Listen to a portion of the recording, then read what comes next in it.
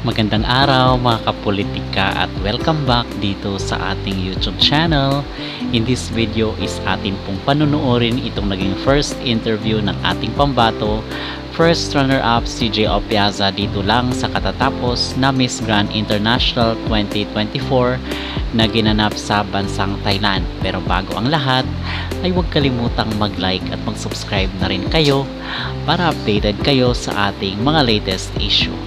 Meron na pong interview itong sila CJ Opiaza kasama itong top 10 dito sa kandidata ng Miss Grand International at kapansin-pansin nga na wala na itong pambato ng Miss Myanmar na second runner-up dahil hindi nga nila matanggap talaga ang kanilang pagkatalo at placement dito sa Miss Grand International matapos daw na sila ay gumastos ng limpak-limpak na salapi para lamang makuha ang ginintuang corona. So officially is nagbabay na po itong Miss Grand Myanmar dito sa MGI organization. So mga kapolitika, may mensahe rin po itong si Mr. Nawat dito sa mga Pinoy at nakikita natin sa ating interpretation ay willing siya na makipagbati at makipag-ayos dahil nga dito sa mga gusot na last two hold their head together. What are you feeling for Philippines? I know you expect to win too.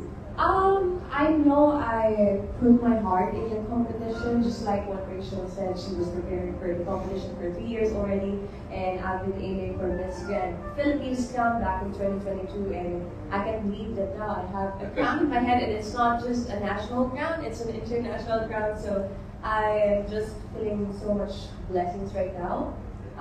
She had a wallpaper of the crown, I have a wallpaper of when the time is right, I, the Lord, will make it happen.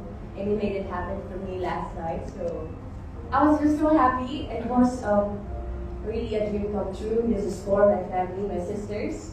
I hope you guys are watching. This is for you. So, Okay, yeah, I'm congratulations pretty happy. again all Filipinos. Yeah, thanks for all the Filipinos. Yeah, because they watching doing all the time, start until the end, and they are so much exciting. So many comments about Philippines right now. Okay? hello. By the way, I will give you the schedule.